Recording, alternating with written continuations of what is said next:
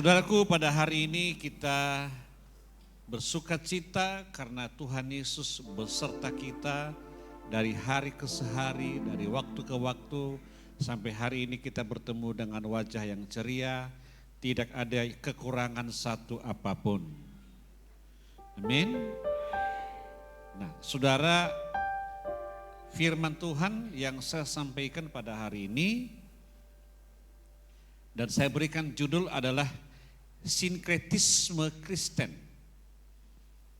Nah, saudaraku, dalam nama Tuhan Yesus, sinkretisme adalah pencampuran antara iman Kristen dan budaya yang mengakibatkan jemaat kehilangan identitasnya sebagai orang percaya. Kepercayaannya kabur dan tidak memiliki kebenaran absolut. Kenapa? Karena memiliki dua pemahaman dalam hidupnya. Di sini kita harus belajar agar memahami apa yang Tuhan mau, apa yang Tuhan rindukan terjadi bagi kita umat Kristen.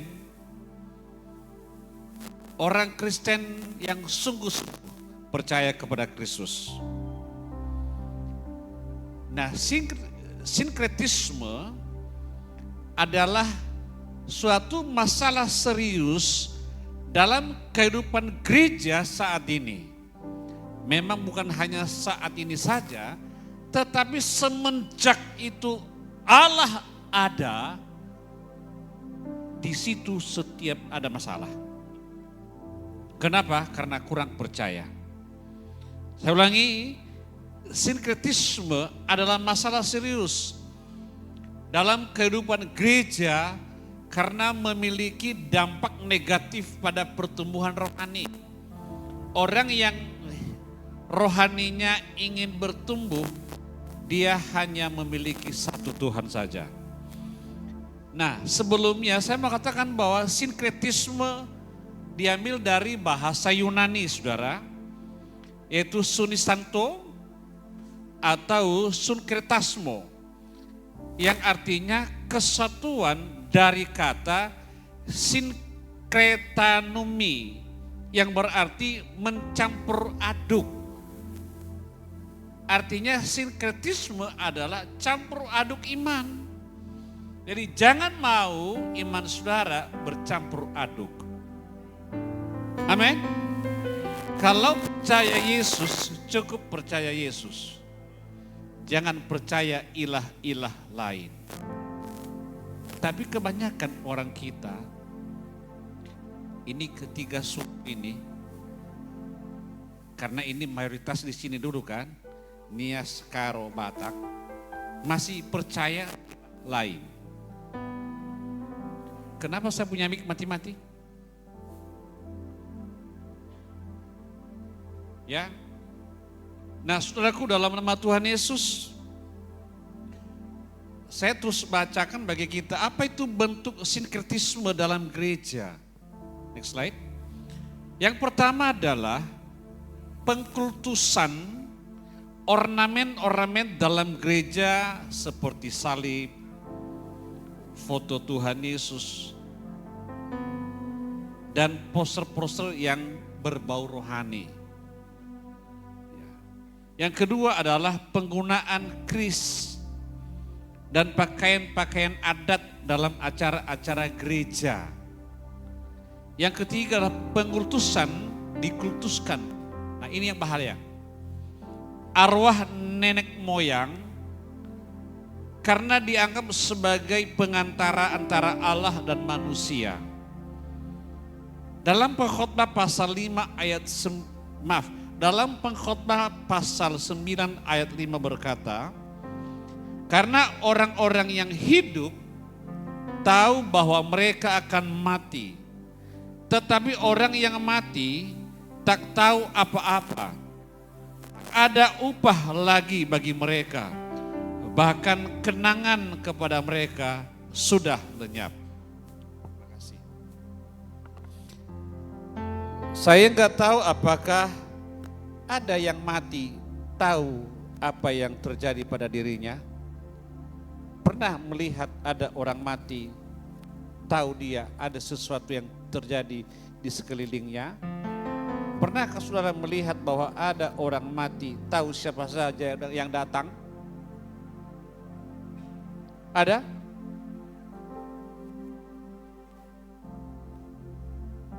Nah, kita lanjutkan slide berikutnya. Bahaya sinkretisme dalam gereja, sangat berbahaya.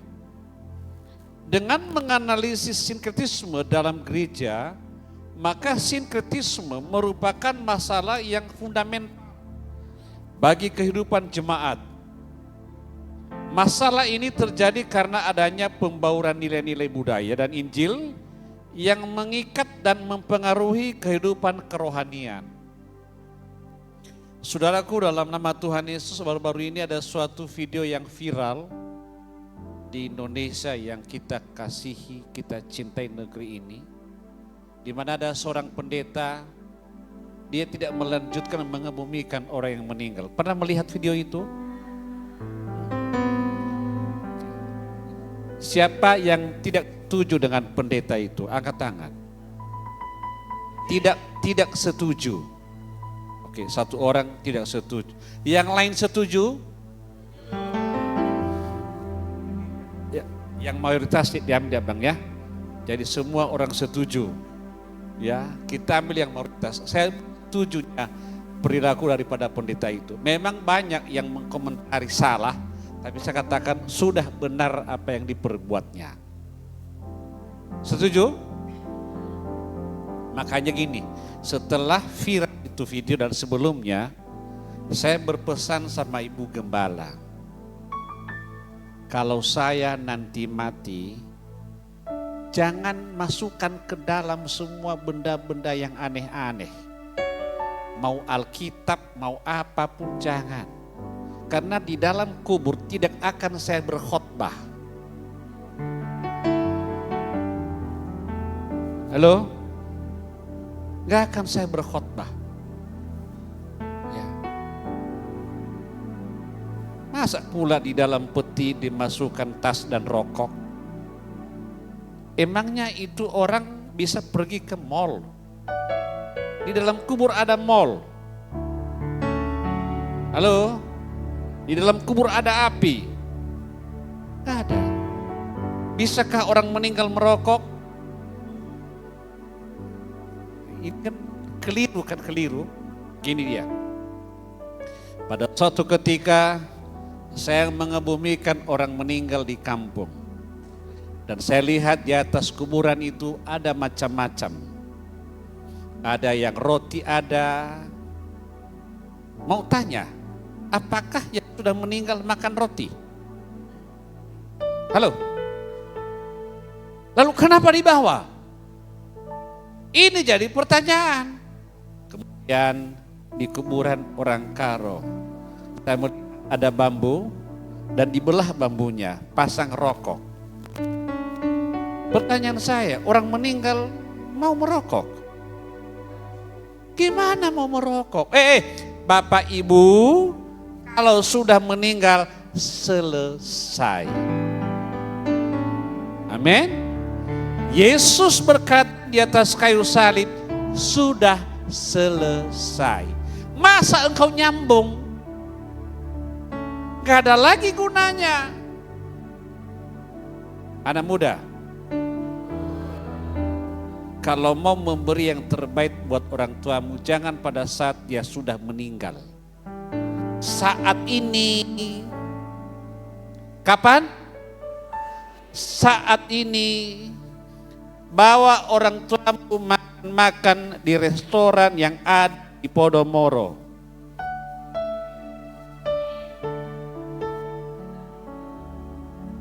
Ada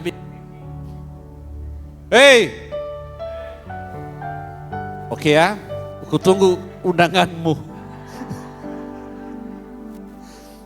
Ada amin?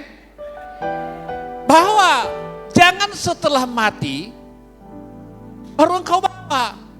Sekarang ini engkau bawa orang tuamu.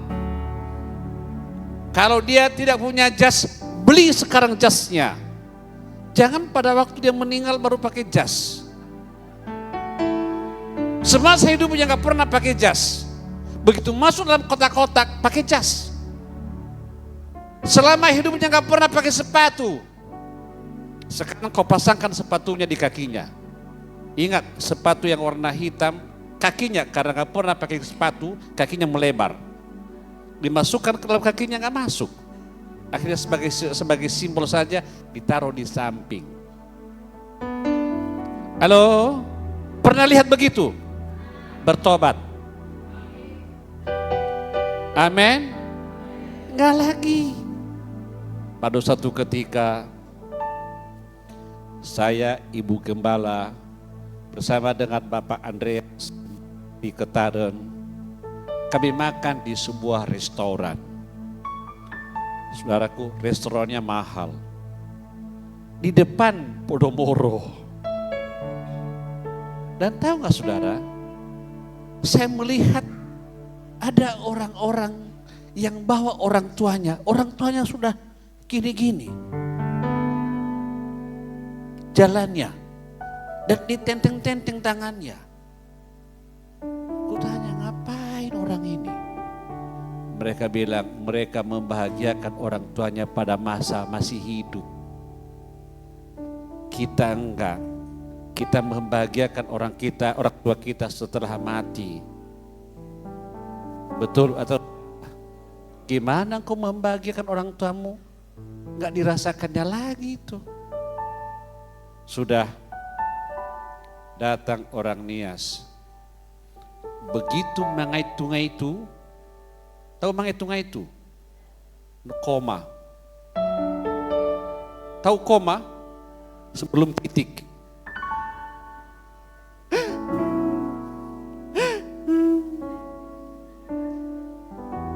Anak pertama dikumpulkannya adik-adiknya. Adik, kita kasih makan Bapak. Kita kasih apa kesukaannya. Mau makan bebek, macam lombok-lombok kan begitu yang masih muda, ya kan? Lembek dia. Tujuannya adanya bukan minta berkat, minta warisan. Pak, tulis wasiat. Kebun yang sana untuk siapa, kebun yang ini untuk siapa, dan kebun yang lain untuk siapa.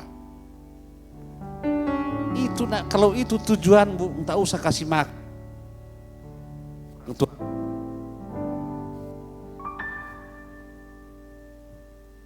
amin. Tak usah. Sekarang ini kasih makan mereka.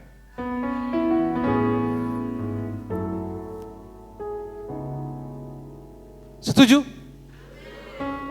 Pulang dari sini, kau pandang orang tuamu. Pak, ayo kita pergi ke Podomoro.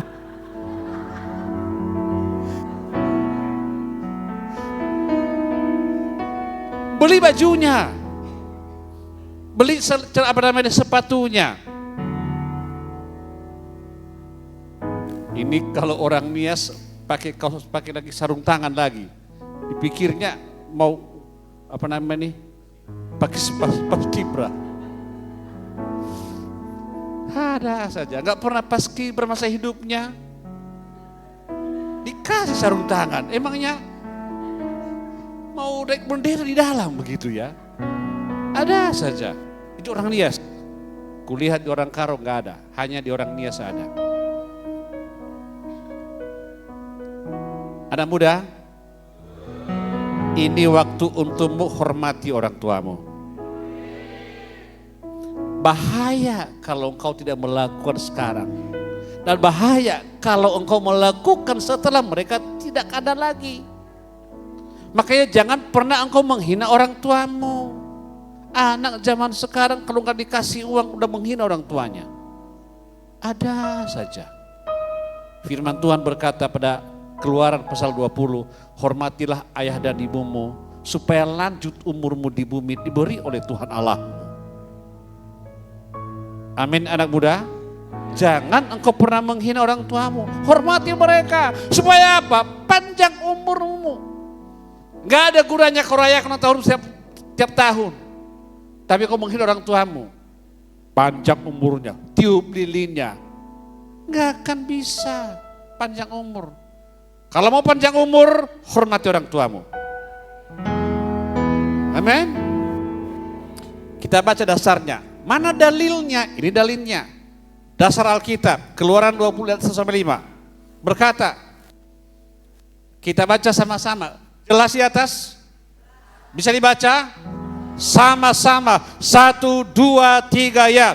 Lalu Allah mengucapkan segala firman ini. Akulah Tuhan Allahmu yang membawa engkau keluar dari tanah Mesir, dari tempat perbudakan. Jangan ada padamu Allah lain di hadapanku. Jangan membuat bagimu patung yang menyerupai apapun yang ada di langit di atas, atau yang ada di bumi di bawah, atau yang di dalam air di bawah bumi. Jangan sujud menyembah kepadanya atau beribadah kepadanya, sebab aku Tuhan Allahmu adalah Allah yang cemburu, yang membalaskan kesalahan bapa kepada anak-anaknya, kepada keturunan yang ketiga dan keempat dari orang-orang yang membenci aku. Amin. Makanya saudara, kalau mau keturunanmu diberkati Tuhan, ingat firman Tuhan ini. Jangan ada Allah lain. Kalau sakit anakmu, jangan engkau ke kuburan Bapak Ibu. Hei, jangan ke kuburan. Lalu engkau baca mantra opung nami. Opung, jangan opung mati karena sakit. Bagaimana menyembuhkan penyakit mati karena sakit? Tapi ada yang hidup, ada Yesus Kristus yang sanggup menyembuhkan penyakit. Tapi ingat baik, saya mau jelaskan pada hari ini, butuh mujizat. Mujizat akan terjadi di luar kontrol pikiran manusia. Itu mujizat terjadi. Kalau pening-pening kepala, kalau pening-pening kepala, pergi ke kantin belikan bodrek. Sembuh. Pening kepala, sakit kepala, pergi ke kantin beli Panadol. Lalu orang Karo bernyanyi kan? Tahu lagu orang Karo? Inja Pela Patambarna. Bukan. Bodrek. Bodrek. Coba. Bodrek Pela Tambarna. Inja Panadol Pela Tambarna. Lama lemna. Jumpa. Mama Iting jenda, Mama Iting. Maka malemna. Mana Burjan Roto? Nggak ikut, bukan. Simat Bana. Nggak ikut. Kemana? Permoro. Rendekang ya oke. Apa tadi? Bodrek pun nggak sembuh katanya. Injak Panadol pun dah sembuh, nggak sembuh. Hanya bertemu dengan Bapak Ginting, makanya dia sembuh hatinya. Ibu-ibu, betul?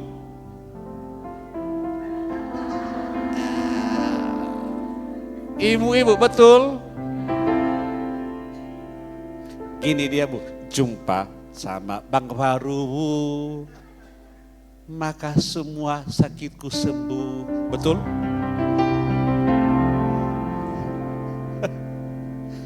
Memang orang ini jago-jago buat syair lagu ya. Ya. Lain orang Nias. Kalau nyanyi, aduh tahe. Tapi kalau orang Karo mantap-mantap semua. Yang tak tahu kita, tahu dia semua. Ya. Tapi satu hal yang tidak saya suka lagu Karo, lagu Cikecur. Kaki seperti gundur katanya. Ayo kecil, ayo wajah kecil, kemudian kudoakan kau sampai tua, kau nggak mati-mati. Bukan. Kau nggak kawin-kawin, kata Tuhan. Gimana lah doanya begitu ya. Saya bilang sama anak muda, jangan karena doa cikecur kau nggak kawin-kawin. Amin anak muda. Segera, cari segera. Ya, cari segera. Nah, saudaraku, Tuhan berkata, akulah Tuhan Allahmu yang membawa engkau keluar dari tanah Mesir, dari tempat perbudakan. Bangsa Israel dibebaskan mereka dari kemerdekaan, dari penjajahan. Dan mereka merdeka, mereka menjadi orang merdeka. Dan Tuhan berkata, akulah yang membebaskan engkau. Oleh karena itu jangan ada padamu Allah yang lain. Amin. Tapi kenapa, ingat ya, kenapa masih banyak orang yang percaya kepada begu-begu itu? Kenapa masih banyak orang yang percaya kepada roh-roh nenek moyang? Kenapa masih banyak orang percaya kepada opung-opung, doli, dot, opung boru? Roh-rohnya yang tidak ada sekarang lagi. Hentikan. Amin. Hentikan.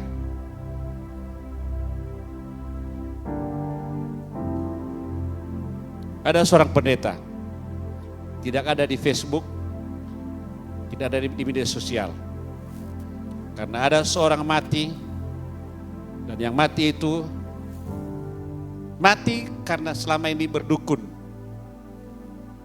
Di sini ada suka berdukun, dan pendeta itu tahu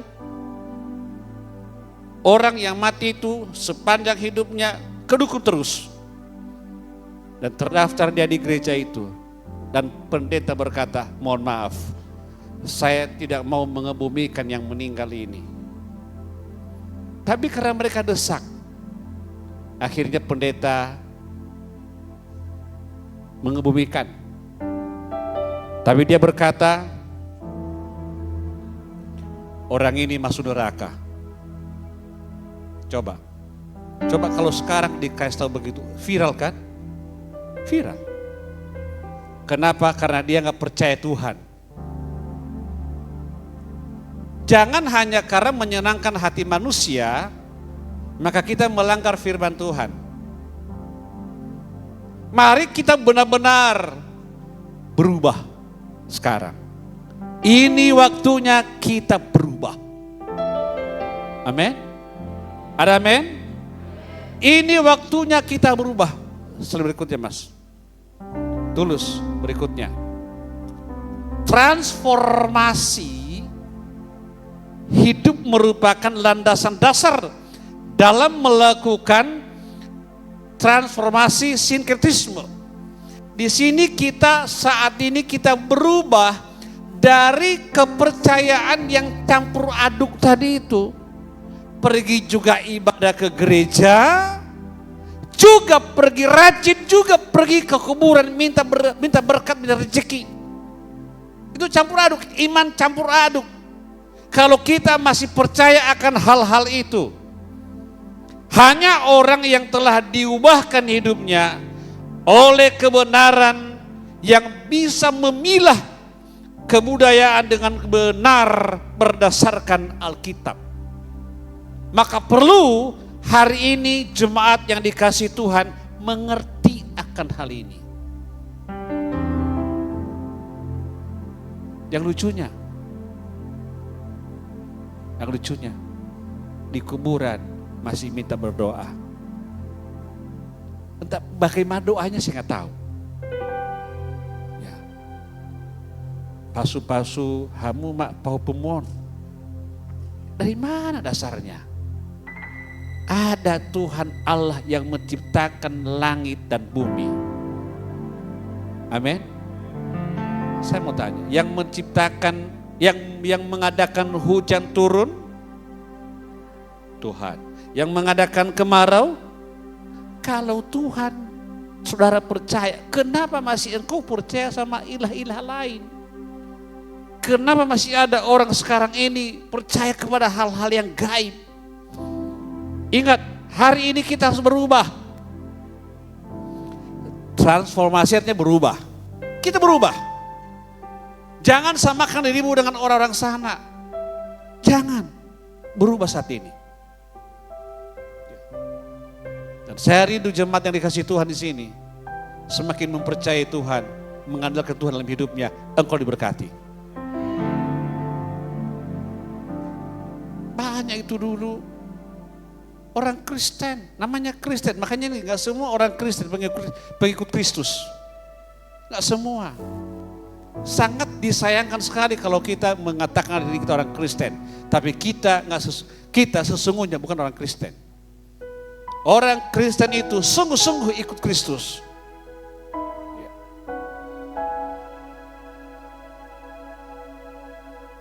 Yang terakhir,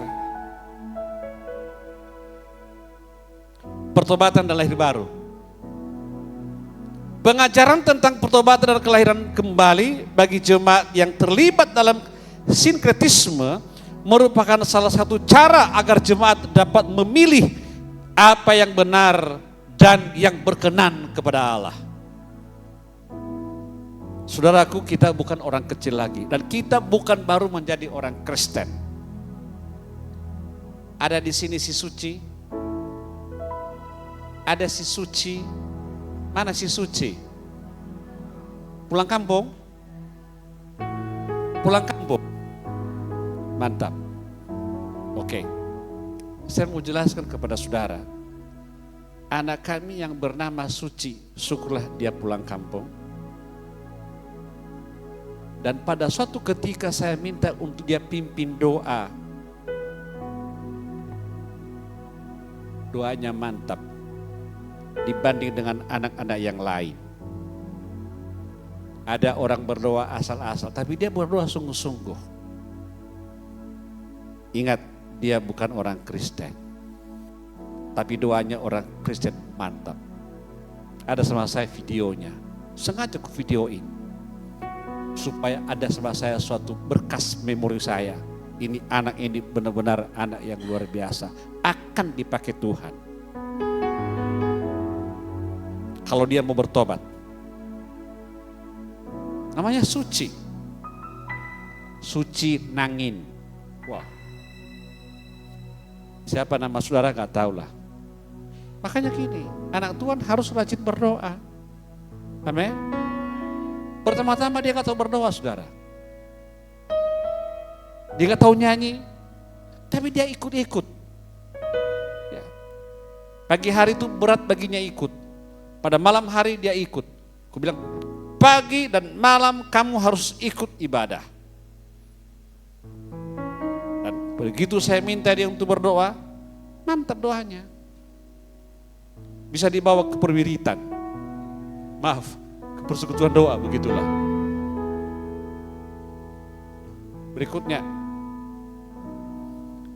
perlu ada pemuridan, ada pengajaran. Kenapa? Karena pemuridan adalah proses pembinaan rohani untuk menjadi serupa dengan Tuhan. Saudaraku, kalau orang yang mau dimuridkan itu akan bertumbuh imannya. Ingat ya, Yesus sendiri belajar. Orang yang tidak mau belajar melebihi daripada Yesus. Dalam Yohanes pasal 8 ayat 30 sampai 36. Di mana Yesus menjelaskan bahwa kunci seseorang menjadi murid yang sejati adalah tinggal di dalam firman. Saya ulangi, kunci seseorang menjadi murid yang sejati. Murid yang sejati adalah tinggal di dalam firman Tuhan. Kata tinggal dalam bahasa Yunani digunakan kata meinete dari akar kata meno, yang berarti saya sedang bertahan, bertekun, tetap menetap, bertekun tidak pernah absen. Tetap bertahan, walaupun banyak tantangan, rintangan yang dialami, banyak cobaan yang dihadapi, dia tetap. Dia tidak mau digoyahkan oleh situasi apapun. Maka saudara, menjadi jemaat yang baik, orang yang mau tumbuh kerohaniannya harus memiliki tekad untuk tetap bertahan dalam iman. Saudaraku, kalau engkau mau jadikan firman Tuhan ini sebagai sumber daripada pengetahuan saudara, mengenal Tuhan lebih dalam lagi, maka engkau semakin hari semakin rindu dekat dengan Tuhan. Semakin hari semakin ingin belajar apa yang Tuhan rindukan dalam hidup saudara. Amin. Hampir-hampir ada laporan bagi saya. Rupanya anggota jemaat GKB ini seperti BNKP di Pulau Nias. Anggota jemaat BNKP. Kenapa? Itu di gunung di kampung kami. Lalu saya kenapa? Pada saat khotbah beberapa para bapak-bapak keluar alasan ke kamar mandi. Nah, sekarang kami sepakat, nanti kasih tahu, bukan sekarang, nanti kasih tahu. Rahasia perusahaan. Ya, saya rindu semua jemaat ini tidak ada yang keluar masuk saat lagi ibadah. Biar apa? Biar tetap bertekun di dalam Tuhan. Amin. Itu yang kami rindukan terjadi, agar jemaat tidak lagi gampang diombang-ambingkan imannya, tapi imannya semakin hari semakin teguh, imannya semakin kuat. Apapun resiko, apapun masalah, apapun persoalan, apapun goncangan, dia tidak pernah goncang imannya. Kenapa? Karena dia tetap di dalam firman Tuhan. Terima kasih, Tuhan Yesus memberkati kita semua.